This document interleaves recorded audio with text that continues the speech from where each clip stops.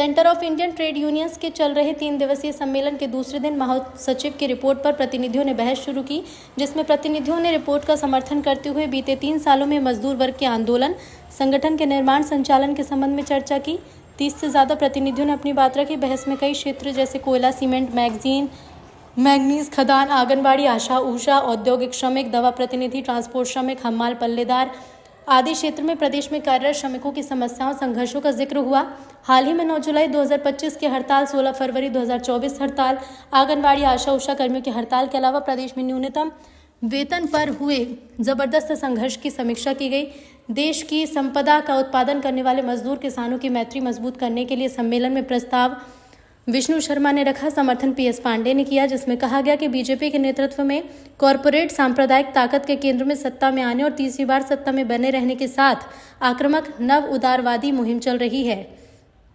संसदीय लोकतंत्र के स्थापित मानदंडों का उल्लंघन किया जा रहा है। संवैधानिक संस्थाओं, न्यायपालिका, चुनाव आयोग आदि की स्वायत्तता और राज्य के संघीय अधिकार का खतरनाक ढंग से उल्लंघन हो रहा है। केंद्र राज्य में बीजेपी के नेतृत्व वाली एनडीए सरकार ने रोजी रोटी के मुद्दे, गरीबी, भुखमरी, बेरोजगारी, दयनीय जीवन स्थिति और नव उदारवादी हमले के कारण उत्पन्न गंभीर संकट से लोगों का ध्यान भटकाने के संघ परिवार के कुटिल प्रयासों को प्रत्यक्ष प्रशासनिक संरक्षण दिया जा रहा है। सम्मेलन मजबूत किसान एकता के साथ व्यापक संघर्ष का आह्वान करता है। सम्मेलन अपनी मेहनत से हमारे देश को धन संपदा का उत्पादन करने वाले मजदूरों, किसानों और खेत मजदूरों के हितों की रक्षा के लिए अपने एकजुट संघर्ष को जारी रखने के दृढ़ संकल्प की घोषणा करता है। सीटू अखिल भारतीय किसान सभा तथा अखिल भारतीय खेत मजदूर यूनियन का एक साझा इतिहास रहा है, जिसमें मजदूर किसान एकता को मजबूत करने के उद्देश्य से कई संयुक्त सम्मेलन आयोजित किए गए।